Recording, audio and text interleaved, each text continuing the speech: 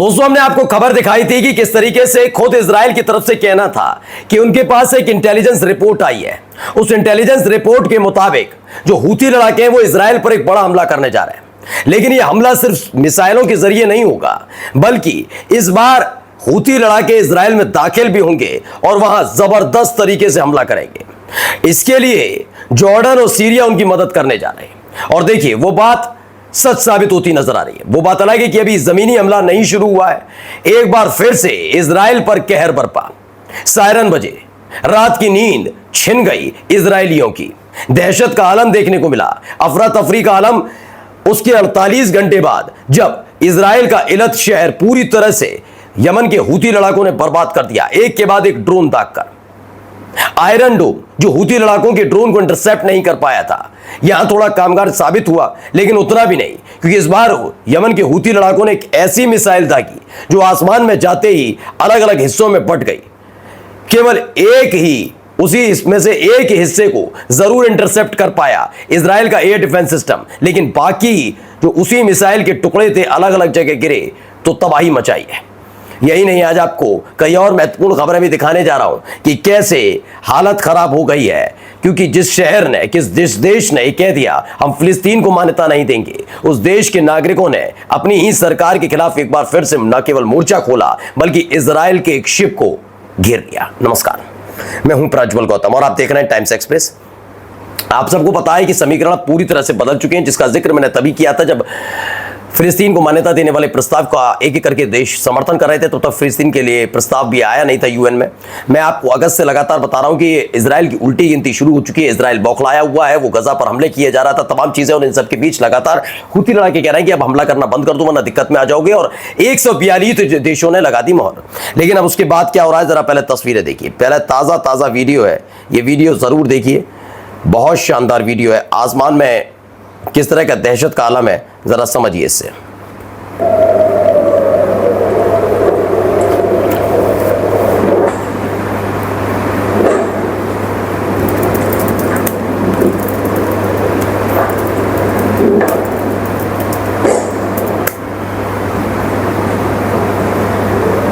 देख रहे हैं हो क्या रहा, अभी आपको मैं समझाऊंगा। एक के बाद एक मिसाइल हूती लड़ाकों की तरफ से यमन से तेल अवीव पर दागी गई है।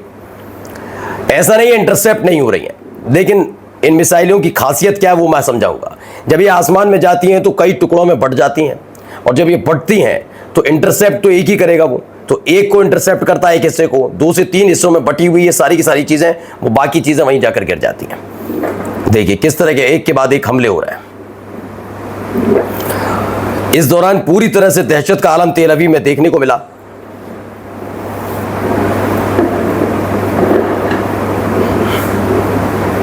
हर तरफ तबाही का आलम। ये तेल अवीव से निकली हुई वो वीडियोस है जिसने दहशत पैदा कर दी है।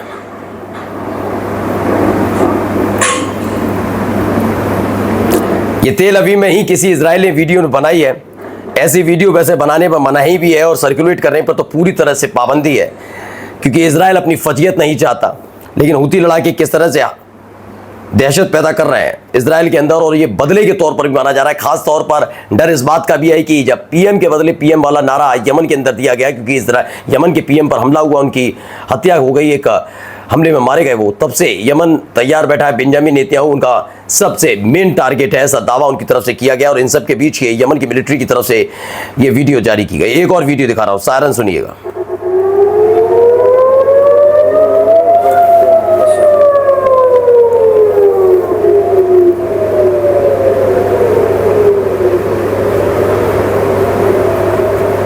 तो ये वीडियो भी है जिसमें सायरन हर तरफ सुनाई दे रहे हैं। तेल अवीव में इस तरीके के हालात वहां पर बने हुए हैं। ये ताज़ा हमला है, 48 घंटे बाद ये बड़ा हमला माना जा रहा है। 48 घंटे में भी बहुत सारे हमले हो गए, जैसे हूती लड़ाकों ने पहले इलत पे किया था, उसके फौरन बाद कई और बैलिस्टिक मिसाइल दागी गई, जिसमें से एक को सऊदी अरब ने मार गिराया। और यानी कोई दिन ऐसा नहीं जा रहा, और दिन तो छोड़िए, मुझे लग रहा है कि एक सुबह डोज दी जाती है, एक शाम को, मतलब एक रात को डोज दे देता है, एक दिन में दे देता है डोज। कुछ इस तरह के हालात बने हुए हैं।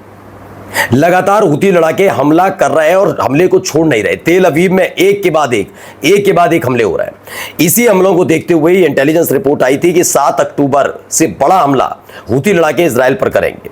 इसके लिए तैयारियां की जा रही हैं इजराइल के अंदर कि कैसे बचाव किया जाए। यानी सोचिए, जो शांति से सारी चीजें निपट सकती थी उसे कितना पेचीदा बना दिया खुद अपने देश के लोगों के लिए बेंजामिन नेतन्याहू ने। अब देखिए, एक और खबर निकलकर सामने आई। इसमें दावा किया गया है कि इंटरसेप्ट किया गया है। फिलहाल इंटरसेप्ट की वीडियो तो नजर नहीं आई, लेकिन फिर भी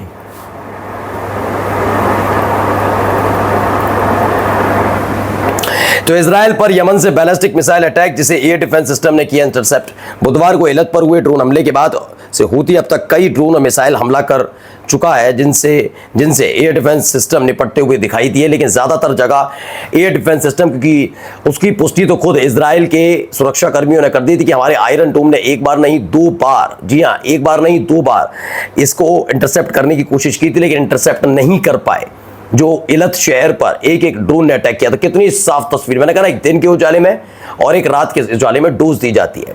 यमन के हूती लड़ाके लगातार कह रहे हैं कि और कर लो सना पर हमला, और कर लो सना पर हमला। अच्छा, ऐसे वक्त में ये हमले हो रहे हैं जब यमन के पोर्ट पर खड़े हुए एक पाकिस्तानी जहाज पर यह हमला हुआ था। यानी पाकिस्तानी जहाज पर हमला करने के बाद से ये तस्वीरें और तेजी से निकलती आ रही हैं कि यमन किस तरीके से कतर के बाद पाकिस्तानी जहाज पर हमला, शिप पर हमला, और उसके बाद एक हमले कर रहे हैं। चलिए, अगली जो खबर है और महत्वपूर्ण है। इजराइल सऊदी अरब से क्या कह रहा है? सऊदी अरब से कहता है कि यरूशलेम और अल-अक्सा का जो मस्जिद है उसे अपनी नेशनल करेंसी से हटा दीजिए। ये सऊदी अरब से कहा जा रहा है। कैसे वक्त में जब सऊदी अरब और पाकिस्तान के बीच पैक्ट है, पाकिस्तान के शिप पर हमला हो चुका है, पाकिस्तान आग बबूला है सऊदी अरब के जरिए इजराइल पर हमला करने की तैयारी में। इन सब के बीच वो क्या कह रहा है? नहीं, एक काम करिए आप, वो हटा लीजिए अपनी करेंसी से अल-अक्सा मस्जिद। अल-अक्सा मस्जिद कौन सी है, क्या है अल-अक्सा मस्जिद मुसलमानों के लिए, जानने की कोशिश की कभी नेतन्याहू ने? तीसरी सबसे पवित्र मस्जिद, पाक मस्जिद बताई जाती है अल-अक्सा मस्जिद, और उसे सऊदी अरब जैसे एक देश जो मुस्लिम परस्त देश है उससे कह रहे हैं कि अपनी नेशनल करेंसी से हटा लीजिए।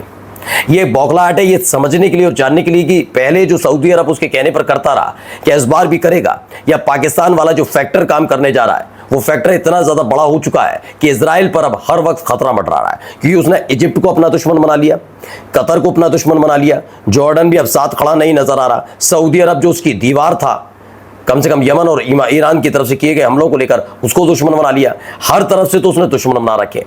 अब ऐसे में करेगा क्या? दरअसल पाकिस्तान भी सीधे इजराइल पर अटैक नहीं कर सकता, क्योंकि बीच में सऊदी अरब कई देश पड़ते हैं। ऐसे में क्या करना होगा? सऊदी अरब के साथ उसका पैक्ट है और माना जा रहा है कि सऊदी अरब ना चाहते हुए भी उस पैक्ट के तहत इजराइल पर हमला भी ना करे तो भी अपने यहाँ पाकिस्तानी सैनिकों को रोकना होगा जो है उसके यहाँ। और जब पाकिस्तानी सैनिक सऊदी अरब की जमीन से इजराइल पर अटैक करेंगे तो मना नहीं कर सकता। ये एक पैक्ट के तहत बना हुआ है। अब इन सब के बीच इटली में क्या हो रहा है जरा समझिए।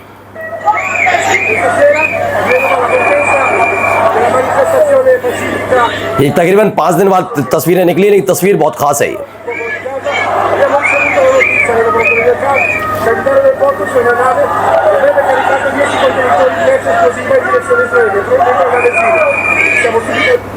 तो इटालियन पोर्ट पर जो काम करते हैं वर्कर्स हैं, डॉक पर जो काम करते हैं, उन्होंने जो है वो ब्लॉक कर दिया Israeli cargo ship from loading A shipment of weapons. यानी कि एक बड़ा शिप उनकी नज़र में आया जो इजराइल जा रहा था, जिसमें भारी तादाद में हथियार लदे हुए थे, ऐसा दावा है, उसे कब्जे में ले लिया है।